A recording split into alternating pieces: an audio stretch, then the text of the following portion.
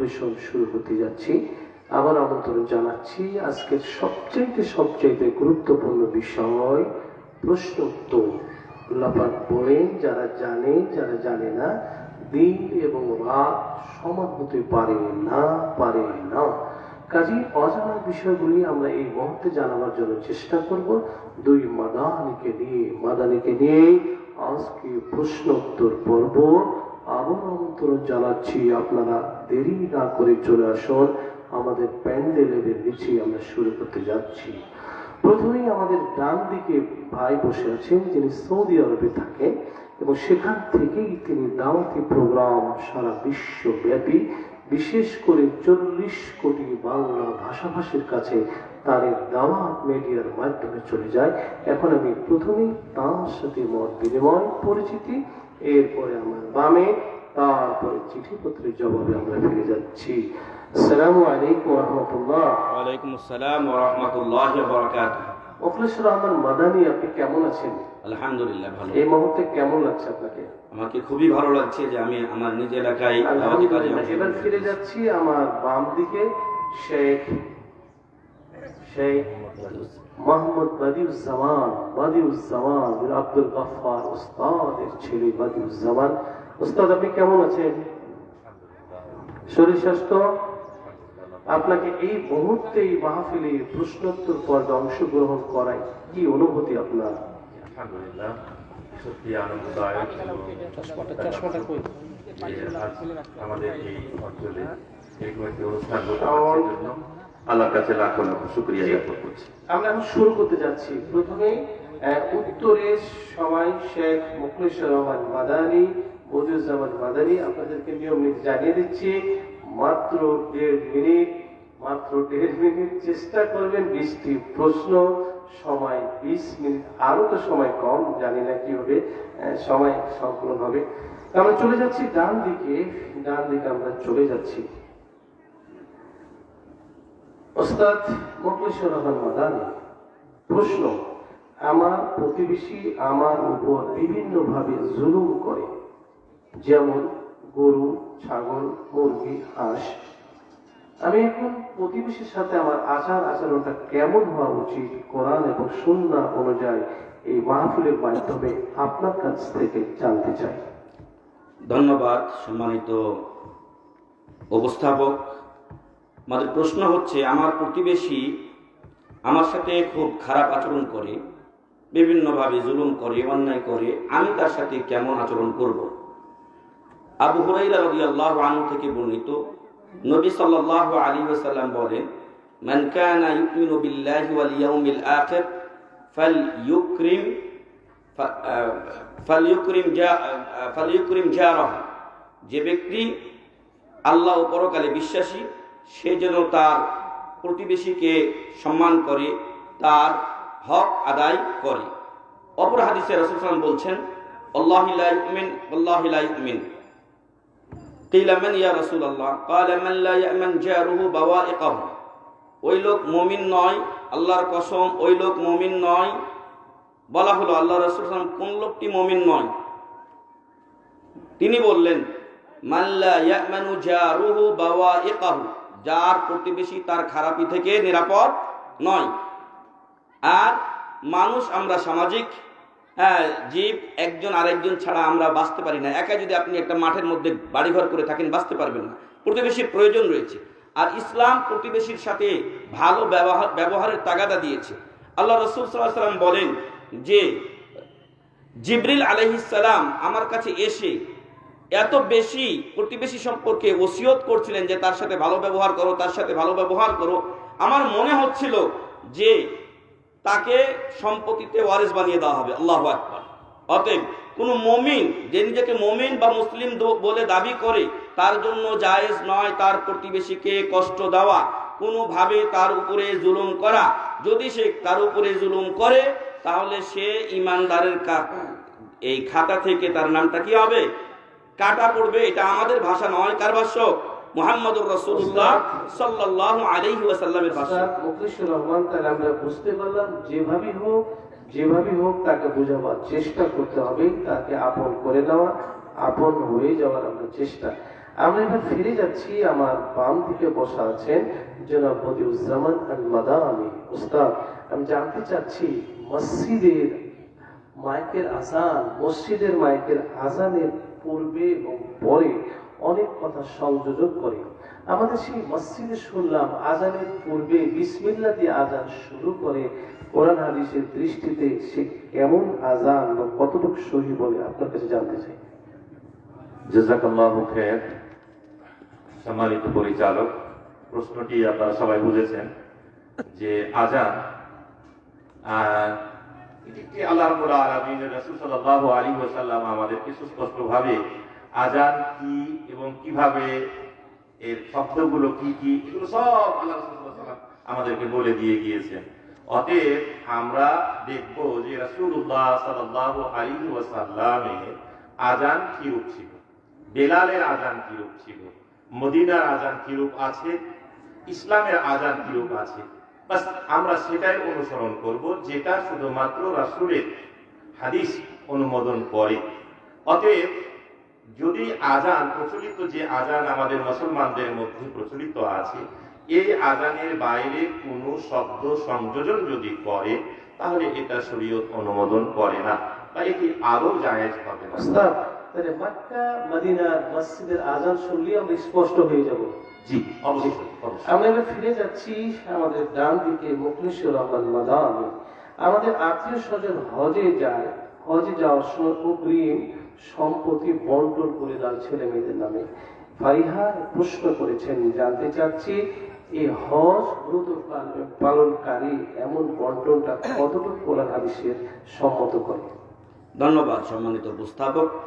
আমাদের সমাজে যখন কেউ হজে যায় তখন হজে যাওয়ার পূর্বে তার সম্পত্তিগুলো তার ছেলে মেয়েদের মাঝে হয় শরীয়ত মোতাবেক অথবা নিজের ইচ্ছা মোতাবেক বন্টন করে থাকে। এখানে বেশ কিছু শরীয়ত বিরোধী কাজ সংগঠিত হয়। এক নম্বরে যে ওয়ারিস বলা হয়, আগে যিনি আছেন উনি চলে যাওয়ার পরে ওনার স্থলাভিষিক্ত যিনি হবেন তারা হলেন তার ওয়ারিস। এখন যেই লোকটি মারা যাননি তিনি তার সম্পত্তি কিভাবে বন্টন করবেন? হতে পারে যে এই লোকটাই বেঁচে থাকবে, যাকে দিয়ে যাওয়া হচ্ছে সেই লোকটা আগে মারা যাবে। যদি এই লোকটা আগে মারা যায় তাহলে সে তার ওয়ারিস হবে না। আর এতে করে কোরআনের যে বিধান সেটা কি হয়ে যায়? চেঞ্জ ও পরিবর্তন হয়ে যায়। তাই কোনো ব্যক্তির মৃত্যুর পূর্বে হজে যাক আর অন্য কোনো জায়গাতে যাক, তার সম্পত্তি বন্টন করার অধিকার ইসলাম তাকে দেয়নি। তবে হ্যাঁ, একটা সূত্রে ওলামা ইকরাম বলছেন যে যদি কোনো ব্যক্তি একেবারে শেষ পর্যায়ে চলে যায়, মুমূর্ষ অবস্থায়, হতে পারে হজের যে একটা পরিস্থিতি, তো তিনি যদি মনে করেন যে হজে যাব, ঘুরে আসতে পারবো কিনা, আমার বয়স বেশি, এমত অবস্থায় আরো একটা ভয় তার, সে ভয়টা হচ্ছে যে আমি যদি এটার সুষম বন্টন না করি তাহলে আমার সন্তানদের মধ্যে জ্ঞানজাম লাগবে, কেউ পাবে আর কেউ পাবে না, কেউ বঞ্চিত হবে। তো এই জন্য উনি এটা লিখিত দলিল করে দিয়ে যেতে পারেন বা ওসিয়তনামা স্ট্যাম্পিং করে যে আমার মৃত্যুর পরে আমার সন্তানেরা, ছেলেরা 2 ভাগ, মেয়েরা 1 ভাগ, এইভাবে আমার সম্পত্তি বন্টন করে নিবে। এটা কাগজ করে যাবে, রেজিস্ট্রি করে যাবে না। আরো একটা আমাদের সমাজে, এটা বলে নিচ্ছি, হয়তো 1.5 মিনিট চলে গেল নাকি, তো আমাদের সমাজে হয় কি, বেশিরভাগ ক্ষেত্রে মা ও বোনদেরকে, মহিলাদেরকে, মেয়েদেরকে ঠকানো হয়। অনেকে বিয়ে করেছে আজ পর্যন্ত মহারানা দেওয়ার খবর নাই। অনেকে আছে ছেলেকে 20 বিঘা দিয়েছে, মেয়েকে 5 বিঘা দিয়েছে, সম্পূর্ণ হারাম। আল্লাহ তাআলা কোরআনে বলছেন লিযযাকারি মিসলু হাজ্জিল উনসায়াইন, পুরুষ যদি 2 পায় তাহলে মেয়েকে কি দিতে হবে? 1 দিতে হবে। পুরুষ যদি 1 পায় মেয়েকে তার অর্ধেক দিতে হবে। আপনি একজনকে দিলেন 20, একজনকে দিলেন 5, হলো? এটা শরীয়ত নয়। অতএব যারা হজের পূর্বে এইভাবে বন্টন করে দেন তাদের এই কাজ শরীয়ত সম্মত নয়। দ্বিতীয়ত, তিনি যদি ভয় করেন যে এটা আমার পরে জুলুম হতে পারে, আমি যদি মারা যাই বা ফিরে আসতে না পারি, তাহলে তিনি এটার জন্য ডকুমেন্ট তৈরি করে এটা সরকারি কাগজ কলম তিনি ঠিক করে যাবেন। জি, ধন্যবাদ। স্পষ্ট হয়ে গেলাম, বন্টনে ওসিয়াত মানে উপদেশ শেষ, আমরা বলে যেতে পারি।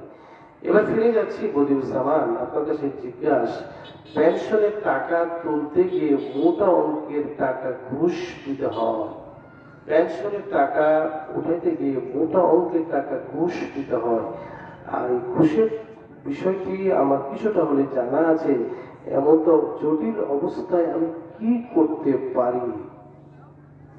শুকরান, জাযাকাল্লাহু খায়র। আপনারা সবাই প্রশ্নটি বুঝতে পেরেছেন যে পেনশন মানুষের কর্মময় জীবন, যারা চাকরি করেন তাদের যখন অবসর গ্রহণ করতে হয় তখন একটা মোটা অঙ্কের টাকা তাদেরকে পেনশন স্বরূপ দেওয়া হয়। সেটা তুলতে গিয়ে বাংলাদেশ, যেহেতু আপনারা জানেন কেমন ধারাচারা, বাংলাদেশের নিয়ম পদ্ধতি অনুযায়ী পেনশন ব্যাংক থেকে তুলতে যেতে হয়। ব্যাংকে গিয়ে এই টাকাটা একটা মোটা অঙ্কের টাকা দেখে আরো কিছু শকুনের নজর পড়ে যায়। তখন তারা একটা মোটা অঙ্কের উৎকোচ তথা ঘুষ করে চেয়ে ফেলে। ঘুষ না দিলে এটা অনেক সময় খোয়া যাওয়ার সম্ভাবনা থাকে এবং অনেক সময় প্রাপ্তিতে বিলম্ব হওয়ার সম্ভাবনা থাকে। অথচ যিনি এই পেনশনের মালিক তিনি কিন্তু এটা ন্যায্য হকদার। ইসলামী শরিয়া মোতাবেক এমত অবস্থায় যদি কখনো কোনো মানুষ তার নিজস্ব হক অন্যভাবে অন্যজন এটা নিয়ে নেবে বা এটা তাকে ক্ষতিগ্রস্ত করবে বা কিছু, বা সে হক থেকে বঞ্চিত হয়ে যাবে, এরকম যদি সম্ভাবনা থাকে, তাহলে সে মতো অবস্থায় যদি সে কোনো কিছু প্রদান করে তার হক উদ্ধার করে, ফকিহগণ এটাকে সুদ বলেন না, এটাকে ঘুষ বলেন না এবং ঘুষের গুনাহ এতে হবে না। অথচ আমরা জানি যিনি ঘুষ দেন এবং গ্রহণ করেন উভয়ই কি অপরাধী। এক্ষেত্রে ওলামাগণ বলছেন যে যেহেতু তিনি বাধ্য এবং তাকে বাধ্য করা হয়েছে এবং তার হক প্রতিষ্ঠার জন্য তাকে দিতে হয়েছে, আর যিনি এটা নিচ্ছেন তিনি জুলুম করে নিচ্ছেন, এজন্য তার উপরে এটা শরীয়তের হুকুম বর্তাবে না, তিনি অপরাধী হবেন না, আল্লাহ তাকে হতে ক্ষমা। ধন্যবাদ। জাযাকাল্লাহ। মারিয়াম একটি মর্মান্তিক প্রশ্ন করেছে। আমার 3টি মেয়ে, সবাই বিবাহ উপযুক্ত, তাদের বাবা অসুস্থ। মেয়ের বিবাহের কাজ আসলেই আত্মীয় স্বজন প্রতিবেশীরা সবাই মেয়ের বিভিন্ন ত্রুটি নিয়ে কথা বলে। এমনি করে বহু বিবাহ ভেঙে গেছে। বলতেও পারি না, সইতেও পারি না। এমন তো অবস্থা, কোথায় যাব, কি করব, আমি পথ খোঁজ করে পাই না। মোখলেসুর রহমান মাদানী, আপনি পরামর্শ দিবেন এই সমাধান কোথায় গেলে হবে? ধন্যবাদ। আপনারা আশা করি প্রশ্ন বুঝেছেন। আমার 3টি মেয়ে, সেই 3টি মেয়ে প্রায় সকলেই বিয়ের উপযুক্ত, বিয়ে আসে, কিন্তু পাড়া প্রতিবেশী বিয়েগুলো ভেঙে দেয়, মেয়েগুলোর বিভিন্ন দুর্নাম করে। একটু আগে প্রশ্ন হচ্ছে আমার করণীয় কি। একটু আগে আমি বলেছি যে কোনো প্রতিবেশীর জন্য জায়েজ নয় তার অপর প্রতিবেশীর কোনো ক্ষতি করা। অতএব এমত অবস্থায় প্রত্যেক প্রতিবেশী এবং তার চাইতে আরো জরুরি আত্মীয় স্বজনের জন্য যে যখন কোনো ভাই বা বোন এরকম এক কঠিন পরিস্থিতি অতিক্রম করেন যে 3টি মেয়ে তার বিয়ে শাদীর উপযুক্ত, বিয়ে শাদী দেওয়াটা, মেয়ে হওয়াটা ইসলামে খুশির সংবাদ, কিন্তু এটাকে আমাদের সমাজে এটা একটা আযাবের মাধ্যম তৈরি করে দেওয়া হয়েছে। এটা আমরা মানুষেরা তৈরি করেছি। মেয়েদের ব্যাপারে ইসলাম বলছে যে যে ব্যক্তির 3টি মেয়ে অথবা 2টো মেয়ে থাকলো, অথবা 3টি বোন বা 2টো বোন থাকলো, আর সে তাদের ভালো করে দেখাশোনা করলো এবং সুপাত্রে পাত্রস্থ করলো, কুন্না লাহু হিজাবাম মিনান নার, অপর জায়গায় বলা হয়েছে কুন্না লাহু সিতরাম মিনান নার। এই মেয়েগুলো বা এই বোনগুলো তার জন্য জাহান্নাম থেকে বাঁচার আর বা পর্দা হয়ে যাবে। সুবহানাল্লাহ। কত মর্যাদা নারীকে দেওয়া হলো। এখন আমাদের উল্টো হিন্দুয়ানি প্রথা আমাদের সমাজে ঢুকে এখন ডিমান্ড দিতে হবে। ডিমান্ড, এটা কি ডিমান্ড? যৌতুক। এগুলো যারা নেন আজকে আমাদের এই মঞ্চের মাধ্যমে জানিয়ে দিতে চাই, আল্লাহর যখন ঠ্যাঙ্গানি খাইবেন ফেরেশতা তখন বুঝতে পারবেন কত ধানে কত চাল। দয়া করে যৌতুক নামে হোক, ডিমান্ড নামে হোক, দান নামে হোক, মেয়েকে বিয়ে করার পারপাসে একটা টাকা আপনার জন্য নেওয়া জায়েজ নয়। বরং একটু আগে আমি বলে এসেছি, উল্টো নগদ দেনমোহর দিয়ে আপনি মেয়েকে নিয়ে আসবেন, এটা আপনার উপরে ফরজ। আরো একটা বিষয়, যদি নগদ দেনমোহর দিতে না পারেন তাহলে আপনি আগেই কন্ট্রাক্ট করবেন, আমি 50,000 টাকা দেনমোহর দিব, 25,000 নগদ, 25,000 বাকি 1 বছর পর বা 2 বছর পর দেব, জায়েজ আছে। কিন্তু আপনি দেনমোহরের খবর নাই, উল্টো আপনি ডিমেন্ড নিয়ে আসছেন, এটা সম্পূর্ণ হারাম। আর যেই প্রশ্নটা এখানে এসেছে, এটা কোনো মানুষের পক্ষে এই আচরণ করা জায়েজ নয় যে একটা নিরীহ মানুষের তিনটি মেয়ে মাথার উপরে তার ঝুলে আছে, বিয়ে শাদী তাকে দিতে হবে, তাকে সহযোগিতার বদলে কি করবে, তার উপরে আরো জুলুম করবে, বিয়েগুলো ভেঙে দেবে, এগুলো হারাম কাজ। আর আরবিতে একটা কথা বলে, আল জাযাউ মিন জিনসিল আমাল, যেমন কর্ম তেমন ফল। আপনি আজকে যেমন আচরণ করছেন, একদিন কোনো না কোনো ভাবে আপনার এই আচরণের ফল দুনিয়াতেও পাবেন, আর আখিরাতে আপনার জন্য এই প্রতিবেশীর সাথে খারাপ ব্যবহারের করার জন্য যেই শাস্তি সেটা অপেক্ষা করছে। আল্লাহ এরকম দুষ্ট লোকদের হেদায়েত দান করুন, তাদের খারাপি থেকে আমাদের হেফাজত করুন। আর কারো যদি এরকম এই পরিস্থিতি চলে আসে, তাহলে তিনি ধৈর্য ধারণ করে আল্লাহর কাছে দোয়া করেন। আল্লাহ রাসূল তো মা অনেক গুরুত্ব প্রদান করেছেন। মা কবর জিয়ারত করতে যারা নিজেও আবেগ আপ্লুত হয়ে যান। খাদিজাতুল কুবরা রাদিয়াল্লাহু আনহা কুরবানিদের স্মরণ করে তখন রাসূল আবেগ আপ্লুত হয়ে যান। ফাতেমা রাদিয়াল্লাহু আনহা বিবাহের সময় তখন তিনি আবেগ আপ্লুত হয়ে যান। ফাতেমা আমার শরীরের মাংস, এভাবেই আল্লাহ রাসূল বলতেন, তাকে কষ্ট দেওয়া মানে আমাকে কষ্ট দেওয়া, আমাকে কষ্ট দেওয়া মানে আল্লাহ সুবহানাহু ওয়া তাআলাকে কষ্ট দেওয়া। ওস্তাদের প্রশ্ন উত্তরের মাধ্যমে আমরা জেনে গেছি কোনোভাবে এই সুযোগ নেই এই বিয়েতে ত্রুটিপূর্ণ আলোচনা করা। আমরা ফিরে যাচ্ছি বদিউজ্জামান, আপনার কাছ থেকে একটা নামের ব্যাপারে মজার ব্যাপার। আমার একটি মেয়ে, তার নাম রেখেছে রিয়া। রিয়া নাম মানে ঢাকা শহরে খুব পরিচালিত নাম। এই নামটি আসলে শুনেছি, কেউ বলছে সঠিক, কেউ বলছে বেঠিক, আমি জানি না। দ্বিতীয়, আকিকার ব্যাপারটা আমি অস্পষ্ট। মা হয়েছি, বাবা হয়েছি, কিন্তু আকিকা এখনো দেই নাই। যদি এই বিষয়টি মেহেরবানি করে বলতেন। জাযাকাল্লাহু খাইর। আপনারা প্রশ্নটি বুঝতে পেরেছেন যে একজনের মেয়ে একটি, তার নাম রেখেছে রিয়া। আসলে এই রিয়া নামটি নিয়ে বেশ কিছু আমাদের সমাজে কথা প্রচলিত আছে যে রিয়া শব্দের অর্থ হলো লোক প্রদর্শন ইচ্ছুক মনোভাব পোষণ করে ইবাদত বান্দেগী করাকে রিয়া বলা হয়। অহংকার না, অহংকার হবে না, এটাকে মানুষকে দেখানো, আল্লাহকে খুশি না করে মানুষকে খুশি করা, ইচ্ছা পোষণ করা।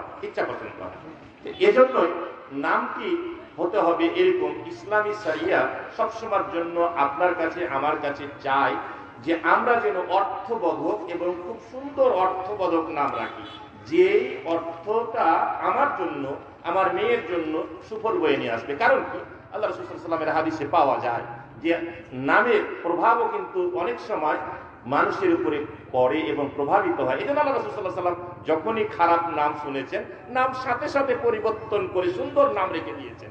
এজন্য আমাদের পিতামাতাদের উচিত সুন্দর সুন্দর নাম চয়ন করা এবং সেগুলো রেখে সে নামে ডাকা। এরিয়া নামটি না রাখাই ভালো। অতএব এই নিয়ম না। এখন তো নামের অনেক বইও বেরিয়েছে, তাই না? বই সংগ্রহ করে। আচ্ছা, আমরা ফিরে যাচ্ছি মুখলিসুর রহমান মাদানী। আমার স্বামী মৃত্যুর পর, অর্থাৎ স্বামীর মৃত্যুর পর স্ত্রী কতদিন শোক পালন করবে? রাজা করেছে রাজ্য শাসন, রাজার শাসিয়েছে নারী, আর নারীর দরদে ধুইয়া গেছে রাজ্যের যত গ্লানি। স্বামীর মৃত্যুর পর স্ত্রীর শোক কতদিন পালন করবে? ধন্যবাদ। কুল্লু নাফসিন যায়িকাতুল মউত, প্রত্যেক নাফসকে মৃত্যুর স্বাদ গ্রহণ করতে হবে। আর আমরা এই দুনিয়াতে যখন বেঁচে আসি, তখন এক পুরুষেরা স্বামী আর মহিলারা স্ত্রী, এভাবেই আমাদেরকে বেঁচে থাকার ব্যবস্থা মহান রব্বুল আলামিন দুনিয়াতে করে দিয়েছেন। আর প্রত্যেকের মৃত্যু রয়েছে, হয় স্বামী আগে মারা যাবে, না হয় স্ত্রী আগে মারা যাবে। যাবে তো, একজন না একজন আগে মারা যাবে। যদি স্বামী আগে মারা যায়, সেই ক্ষেত্রে ইসলামী নিয়ম হলো ইদ্যত পালন করতে হয়। অর্থাৎ একটা সময় গ্যাপের পরে এই স্ত্রী অন্যত্রে বিয়ে বসতে পারেন। সেই সময়টা কতদিন বা কিভাবে সে পালন করবে এই ইদ্যত, আল্লাহ তাআলা কোরআনে বলছেন যে ওয়াল্লাযীনা ইউতাওয়াফাউনা মিনকুম ইয়াতারাব্বাসনা আরবাআতা আশহুরিন ওয়া আশরা, তোমাদের মধ্যে যদি কারো স্বামী মারা যায় তাহলে সে 4 মাস 10 দিন ইদ্যত পালন করবে। কতদিন? 4 মাস 10 দিন ইদ্যত পালন করবে। এটা সে তার স্বামীর বাড়িতেই বা যেখানে সে ছিল সেখানে ইদ্যত পালন করবে। কিন্তু যদি সেখানে তার পক্ষে থাকা সম্ভব না হয়, নিরাপত্তার অভাব হয়, তার খানা দানার ব্যবস্থা না থাকে, তাহলে এমন স্থানে সে যেতে পারে যেখানে তার জন্য শরীয়তগতভাবে কোনো প্রতিবন্ধকতা থাকে না, পর্দা পুশিদার কোনো ব্যাঘাত ঘটে না। ওই জায়গায় সে ইদ্যত পালন করবে। আর জরুরি প্রয়োজনে সে বাইরে যেতে পারে, সেটা হলো যেমন চিকিৎসা। এছাড়া কারো বিয়ে খেতে যাওয়া, এই জন্য ওই জন্য এই মহিলা বের হতে পারবে না।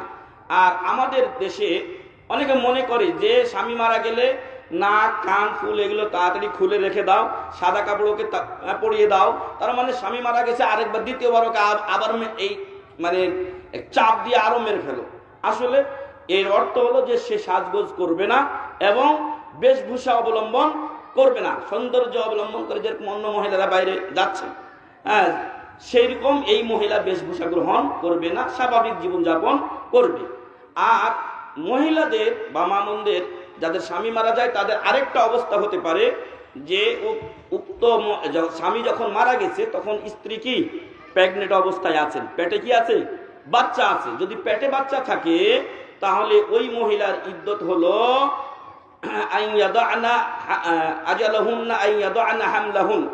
তাদের ইদ্যত হলো এই গর্ভস্থ বাচ্চা যেদিন প্রসব হবে সেদিনই তার ইদ্যত কি হবে, শেষ হয়ে যাবে।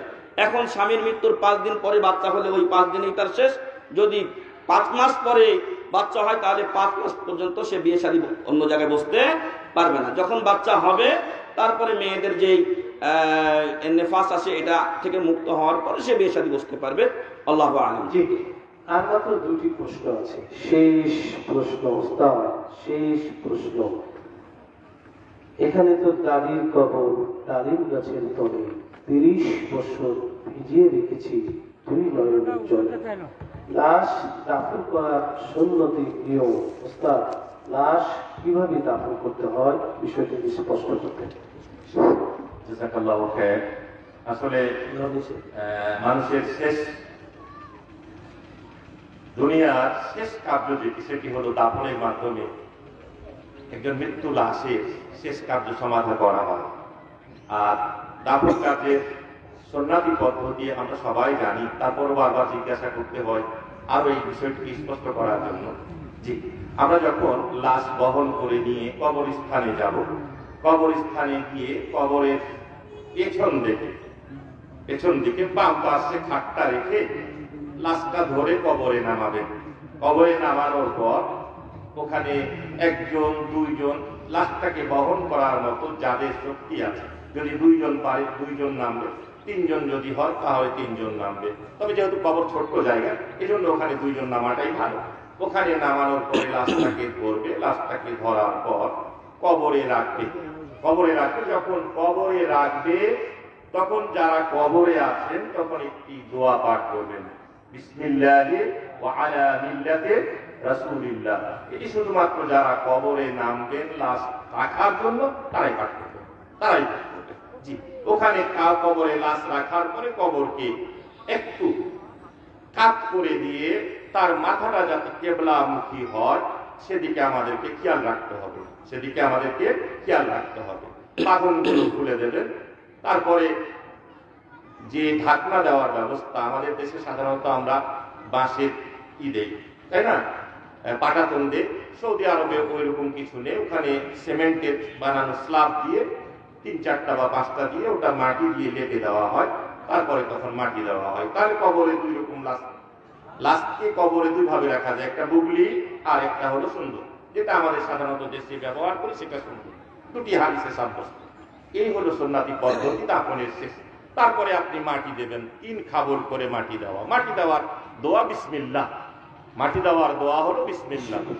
এরপরে যেটি আমাদের সমাজে প্রচলিত আছে মিনহা খালাকনাকুম, এগুলো কোন শরীয়ত সমর্থিত নয় এবং হাদিস দ্বারাও প্রমাণিত নয়। অতএব আমরা সেদিকে কোনোদিন ভুরক্ষেপ করব না।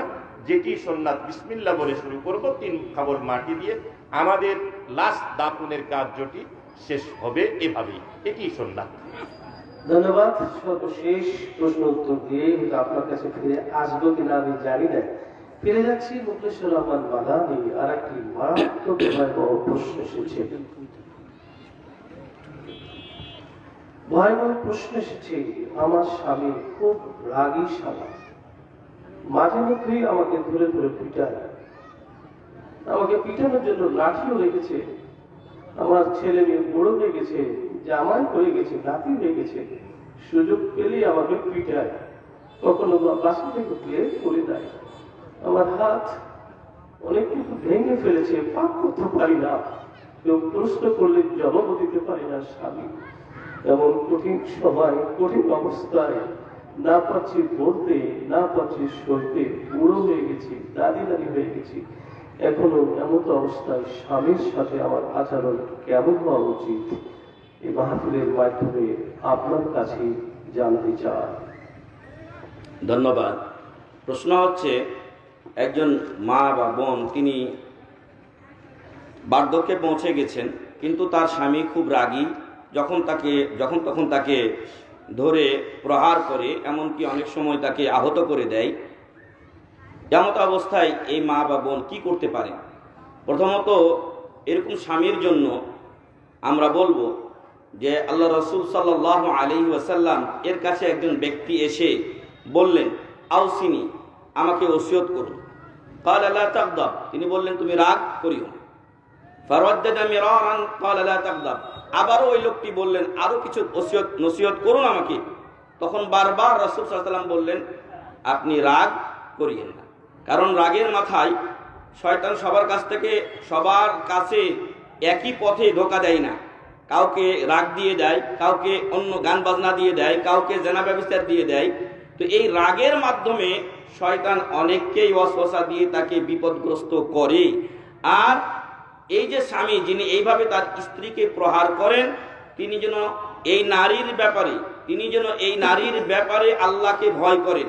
যখন বিয়ে শাদী পড়ানো হয়েছিল, বিয়ে শরীয়ত সম্মতভাবে যখন পড়ানো হয়, তখন কোরআনুল কারীমের 3টি আয়াত পাঠ করা হয়। কয়টি? 3টি আয়াত। মনে আছে আপনাদের? অনেকে হয়তো খেয়াল করেছেন। 3টি আয়াত, প্রত্যেকটা আয়াতই হলো তাকওয়ার আয়াত। কিসের আয়াত? তাকওয়ার আয়াত। সূরা নিসার যে আয়াতটি, প্রথম আয়াতটি পড়া হয়, সেখানে বলা হয়েছে ওয়াত্তাকুল্লাহাল্লাযী তাসাআলুনা বিহি ওয়াল আরহাম, তোমরা সেই আল্লাহকে ভয় করো যেই আল্লাহর ওসিলায় তোমরা একজন আরেকজনের কাছে চেয়ে থাকো, জানচা করো। আর আত্মীয়তার বন্ধনকে তোমরা ভয় করো। কিয়ামতের দিন এই আত্মীয়তার বন্ধন আল্লাহর আরশের খুঁটি ধরে থাকবে। সে আল্লাহর কাছে ন্যায় বিচার প্রার্থনা করবে আর বলবে যে হে আল্লাহ, তুমি তার সাথে সম্পর্ক রক্ষা করো যে আমাকে আত্মীয়তার বন্ধনকে রক্ষা করেছিল, আর তুমি তার সাথে সম্পর্ক ছিন্ন করো যে আমাকে দুনিয়াতে রক্ষা করেনি। এই স্ত্রীকে আপনি একদিন নিয়ে এসেছিলেন তার বাবার কাছ থেকে, তার ভরণ পোষণ যাবতীয় ব্যবস্থাপনা করবেন, তার সাথে ভালো আচরণ করবেন, এই জন্যই আপনি নিয়ে এসেছেন।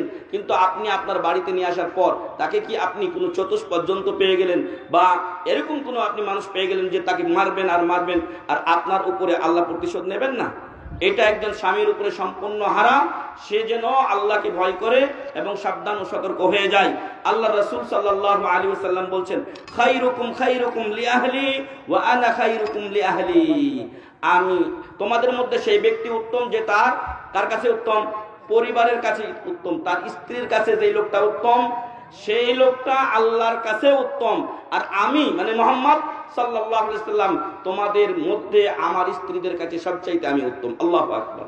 আপনি কত ভালো মানুষ সেটা আপনার স্ত্রীর কাছে সার্টিফিকেট নিয়ে তারপর সেই ফতোয়াটা দিতে হবে।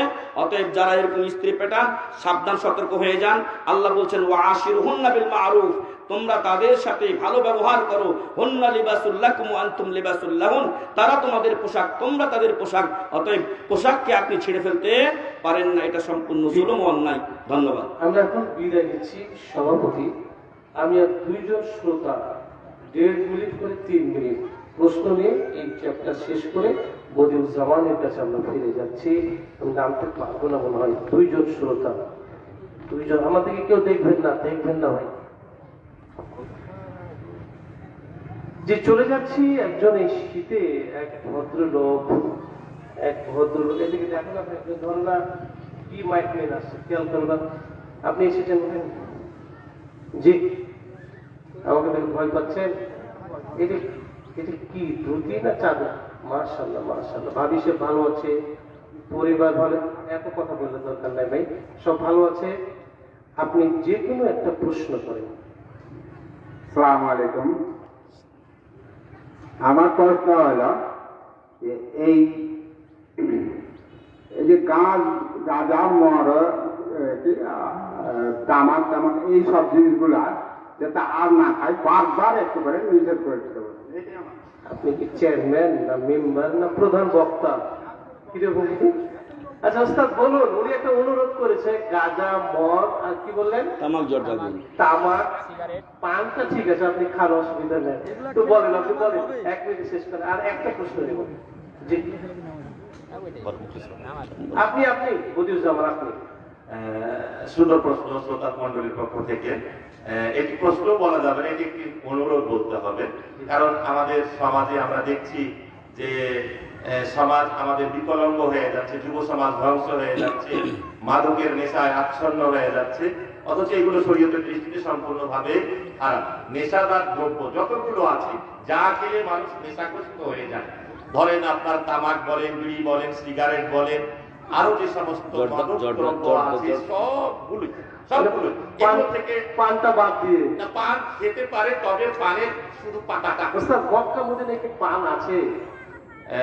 জি, পান আছে, কিন্তু এটা বাংলাদেশ চোরামি করে বাংলাদেশ আচ্ছা থেকে ঠিক আছে, রপ্তানি আপনি করা হয়। জি, বাঙালিরা যেহেতু আছে সেখানে সেভাবে তারাও খায় ওখানে, কিন্তু সৌদিরা কোনো সময়ের জন্য পান জি, জি। করে।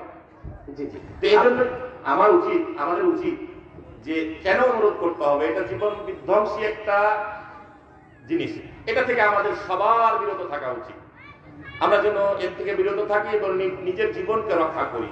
আল্লাহ আমাদেরকে তৌফিক দান করুন। মোখলেসুর রহমান মাদানী, আমরা এই শেষ প্রশ্ন দিয়েই হতো আপনার বিদায়ের পালা, যেতে না নিব হয়, তবু যেতে দিতে হয়, তবু চলে যায়। একটি বছর দেখার নাও হতে পারে, হয়তো আপনি চলে যাবেন মাক্কায়, আমরা থেকে যাব এই মদিনা, না এই কি বলে এলাকার নাম, ঠাকুরগাঁও নাকি? আচ্ছা জি, আমরা ফিরে যাচ্ছি। তোমার নাম কি? আসসালামু আলাইকুম। মাইক ধরবো না, তোমার নাম? আমার নাম মোহাম্মদ আবু সালেহ, কি করো তুমি? স্টুডেন্ট। আচ্ছা প্রশ্ন।